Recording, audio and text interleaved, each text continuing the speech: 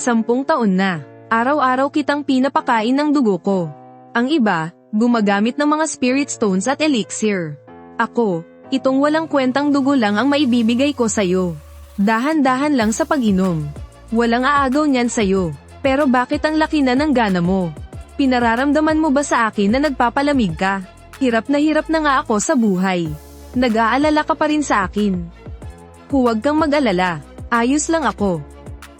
Matulog ka na ng maaga. Bukas na ang awakening ceremony. Kapag nabasag ang seal, magbabago na ang lahat.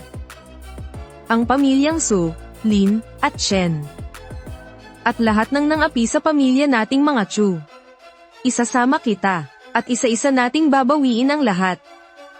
Ang batas ng langit ay babalik na. Ang landas ng paglilinang. Magsisimula na rito. Ang 100 taong kasunduan ng seal. Tapos na ang countdown. Ang 100 taong kasunduan ng seal ay wala na. Lahat ng kabataan sa Jiangcheng na nasa tamang edad.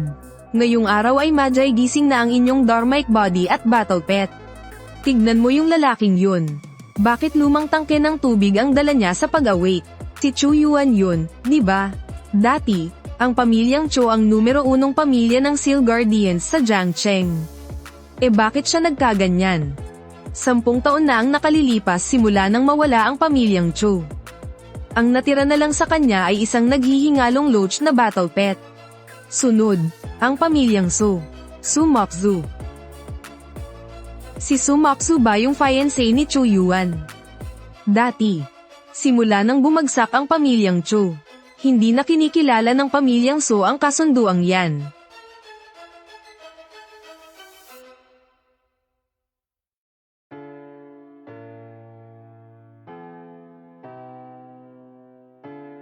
Zuan Grade Dharmic Body na may Dao Rhyme.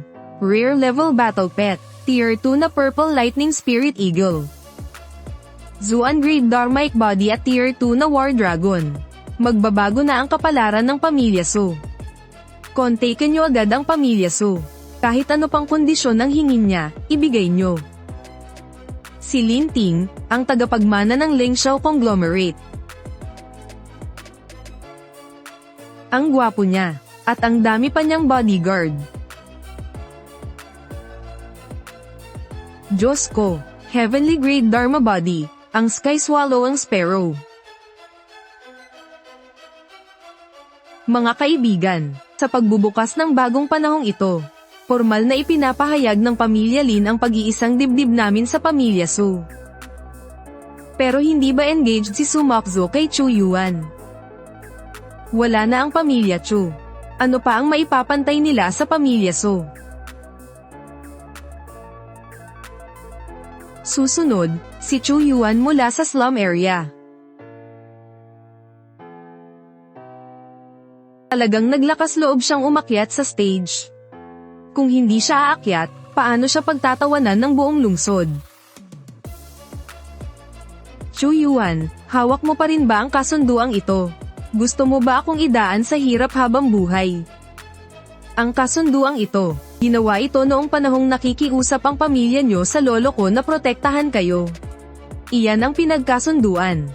Pinunit mo ito ngayon dahil gusto mong magpa-impress kay Lin Ting, di ba? Oo. Nagsimula na ang bagong panahon. Gusto kong abutin ang tuktok. Hindi ako pwedeng hilahin pababa ng isang basura na tulad mo na galing sa slum. Langbay.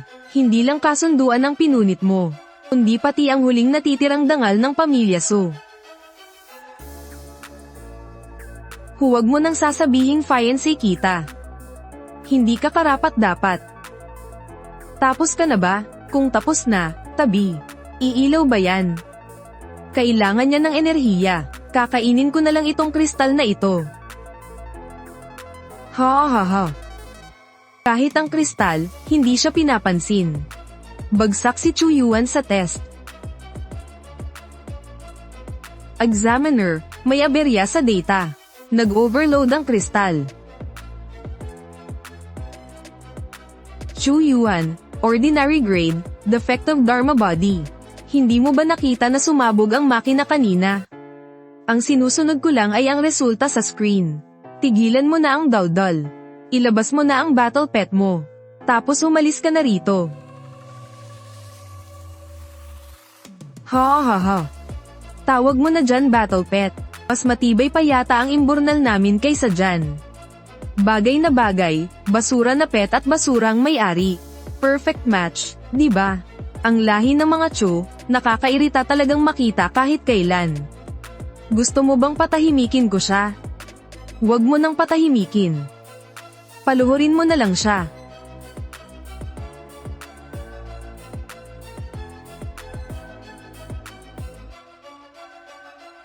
Chu Yuan, lumuhad ka ngayon din. Ipakita ko sa'yo kung gaano kalaki ang agwat natin. Pwede kong sabihan ng Lingzhou ko na magpigil ng lakas. Nandito ako para mag-awaken, hindi para lumuhad sa inyong mga basura. Kung ganon, babaliin ko na lang ang mga buto mo.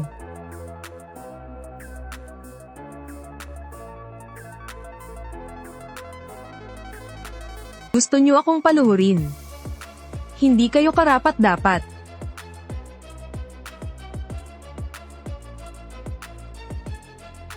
Tignan nyo ang Zidian Ling Xiao ni Young Master Lin. Seryoso na siya. Tapos na ang laban para sa talunang yan. Mukhang maluluto na ang isdang yan. Nakikita mo ba to, Chu Xian? Ang bagay na pinoprotektahan mo ng 10 taon. Ay wala lang sa paningin ko, hindi man lang umabot sa level ng isang uod. Lin Ting, harapin mo ako. Harapin ka. Sa tingin mo ba karapat-dapat ka? Lumuhad ka. Tumapak ka ng 3 beses at tumahol ka ng 3 beses na parang aso. Pag maganda ang mood ko, baka hayaan ko pang buo ang bangkay niyan. Lumuhad ka na, para sa mahal mong isda. Hindi nakakahiya ang lumuhad. Young Master ng pamilyang Chu. Sa ngayon, isa ka na lang katawa-tawang tagapag-alaga ng isda. Chu Yuan, huwag ka nang magmatigas. Sa panahong to, lakas lang ang basehan, hindi ang prinsipyo. So, tingin mo dapat lang akong lumuhad. Kung hindi ka luluhod, mamatay ka. Hindi sulit na itaya ang buhay mo para sa basurang pet na yan. Hindi siya basura. Hanggat buhay ako. Susubukan mo pa. Durugin ang mga buto niya, Zidian Lingzhou. Gusto ko siyang makitang gumagapang ng paluhod.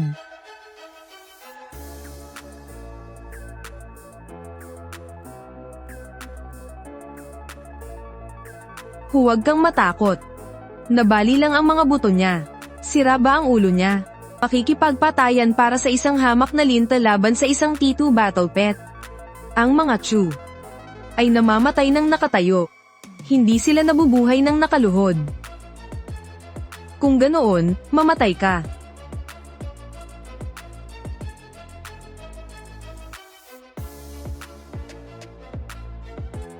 Unang hibla ng dugo ng Ancient Human Emperor, magising ka na. Ibigay mo sa akin. Bumangon ka. Siya nakatayo na siya. Paano nangyari yun? Imperpekto lang ang kanyang Dharma body, hindi ba? Isang imperpektong Dharma body, kayang sirain ang aking Zidian Thunder Prison. Lin Ting. Tandaan mo ito. Ngayong araw, hindi ako lumuhad. At hinding-hindi mo na rin ako mapapaluhod pa kailanman. Kung ganoon, wawasakin na lang kita ngayon din. Tama na yan. Ang awakening ceremony ay isang opisyal na kaganapan sa Jiangcheng. Hindi ito ang bitayan ng pamilya mo. Gusto mo bang madamay ang buong pamilya Lin sa parusang militar? Tama ang sinabi ng Garrison Commander. Nakikipagbiro lang naman ako kay Young Master Chu. Chu Yuan, swerte mo ngayong araw. Pero nakabukas na ang selyo. At magwawala na ang mga halimaw sa labas ng lungsod. Ikaw na basura na amoy dugo. Mas mabuting magtago ka na lang habang buhay sa mga eskinita. Dahil kapag namatay ka sa daan, walang mag-aabala na maglibing sa'yo. Titiis mo muna yan. Uuwi na tayo. Talaga bang basura lang siya? Kaya niyang tiisin ang isang T2 battle pet nang hindi lumuluhod. Masyadong malupit ang taong to. Chu Yuan, ano ba talaga ang itinatago mo? Wala nang saysay ang anumang itago mo. Ang huling dugo ng pamilya Chu ay kailangang mamatay. Walang nakakaalam na ang lintang pinagtatawanan ng buong lungsod ngayon ay nagsisimula ng magising. At lalong walang nakakaalam, ang isang patak ng dugo ni Chu Yuan bilang emperador ng mga tao ay hindi nag-apoy. Hindi ito isang alagang hayop para sa labanan, kundi isang natutulog sa loob ng 10 taon na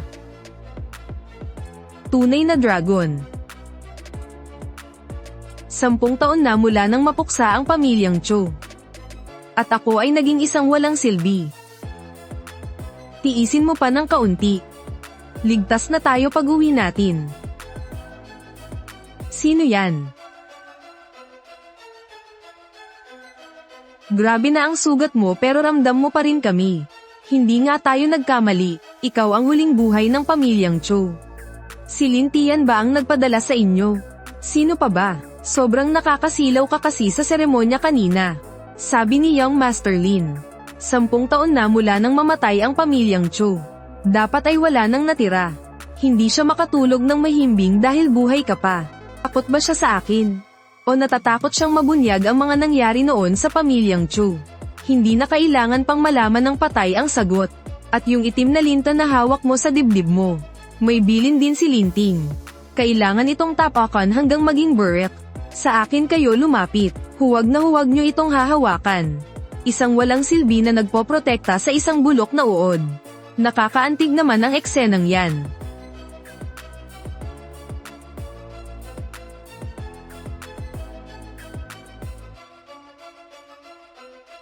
Akala ko ba matigas ka kanina? Bakit isang sipa mo lang, tamba ka na? Tanong ko lang, paano kung apakan ko siya hanggang madurad ngayon? Makakatayo ka pa ba ng matigas? Subukan mo lang. At bakit naman hindi ko gagawin? Gusto siyang ipapatay ni Young Master Lin. Kaya dapat lang na mamatay siya. Huwag mo siyang hahawakan.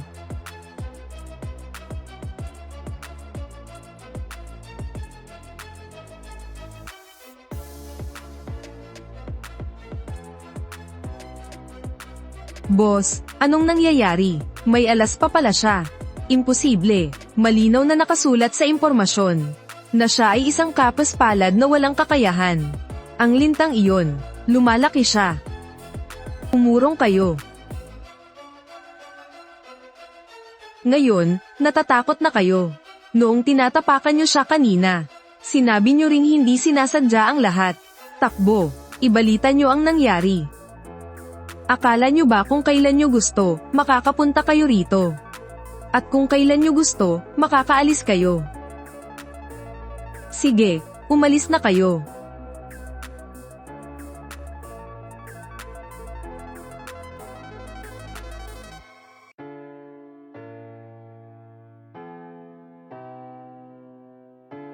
Ang mga taong pinadala ni Linting para pumatay sa akin. Dapat lang na may baon silang pambayad buhay, di ba? Hindi ka na isang hamak na linta ngayon. Isa ka ng espiritual na dragon. Para lumago ka pa sa hinaharap. Hindi mo kailangan ng mga tira-tirang basura. Ang kailangan mo ay mga spirit stone, elixir, at mga mahiwagang damo. Hawak ng pamilya Lin ang 30% ng mga espiritual na ugat ng Jiangcheng. Pero ako, heto, ni Singkong Dulang ay wala. Kung gusto kong mag-higanti, kailangan ko munang lumakas. Tinatanong mo kung saan ako kukuha ng resources. Sa underground black market sa West District ng Jiangcheng. Sa Bloody Coliseum. Pero hindi pwedeng malantad ang tunay mong anyo. Ang pamilya Lin, ang mga mayayaman, pati ang militar, lahat sila, baka maging target ka. Kaya mo bang magtago? Hindi masama. Sa tingin mo ngayon, mukha ka talagang ahas na palamuti na walang may gusto. Huwag kang magmadali. Ngayong gabi, ipapakita natin sa kanila kung ano ang ibig sabihin ng magkamali ng tingin.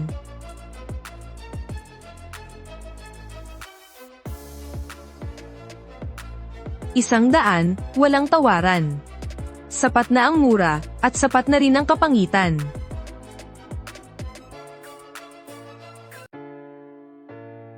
Pumasok ka na. Huwag kang mamatay agad. Walang maglilibing sa'yo rito. Huwag kang mag-alala. Hindi ako ang magiging bangkay ngayong gabi.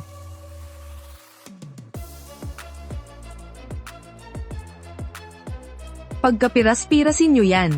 Siguradong panalo ako. Pangalan, Shira. Ang laki ng yabang mo. Isang pusta sa 50 ang odds mo. Ibig sabihin, walang naniniwalang tatagal ka ng kahit 1 minuto. Mabuti pa ngayon. At bakit naman mabuti? Mas mabilis akong mananalo ng pera. Battle Pet, T3 Level Elite Beast. Bloodthirsty Ancient Wolf. Sige na. Lowly, punit-punitin mo na yan. 100,000 ang pusta ko dyan. Huwag mo akong biguin, Nintek. Isang baguhan na challenger. Ang codename ay Ashura. Ano ba to? Wala na bang tao sa Coliseum? Pati ba naman patpat na payat, pinapasabak nyo? Nasaan ang beast pet niya? Yung maliit na uod sa loob ng manggas niya. Lowly, bilisan mo. Punitin mo na siya. Huwag mong patagilin, may susunod pa. Bata, bibigyan kita ng pagkakataon. Lumuhad ka, tumingala ng 3 beses, tapos maglaho ka na rito. Bibigyan din kita ng pagkakataon. Anong sabi mo? Sumuko ka na ngayon. Para hindi masyadong maraming buto ng lobo mo ang mabali. Naghahanap ka ng kamatayan. Ancient Wolf. Durugin mo siya.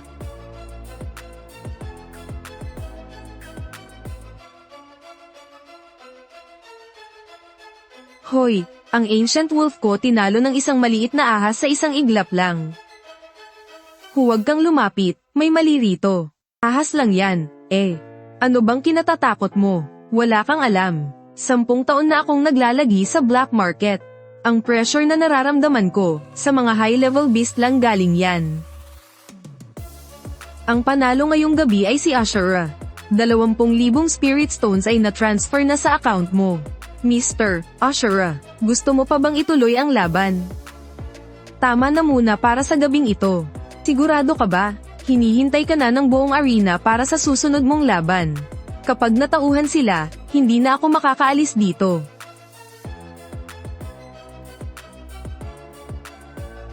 Rank 1 pick na Spirit Energy.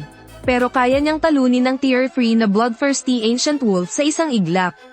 Interesante. Young Master, gusto niyo bang ipaimbestiga ang pagkatao ni Ashura? Sa tingin mo ba, kagabi, nagpadala ang pamilya Lin ng 2 assassin para harangin at patayin si Chu Yuan. Hanggang ngayon, hindi pa sila bumabalik. At ngayong araw, biglang sumulpot ang Ashura na to. Ibig mong sabihin, may koneksyon ang mga assassin kay Ashura. Nagdududa lang po ako na nakamaskara si Shira. Hindi ko rin matansya ang hubog ng katawan at edad niya.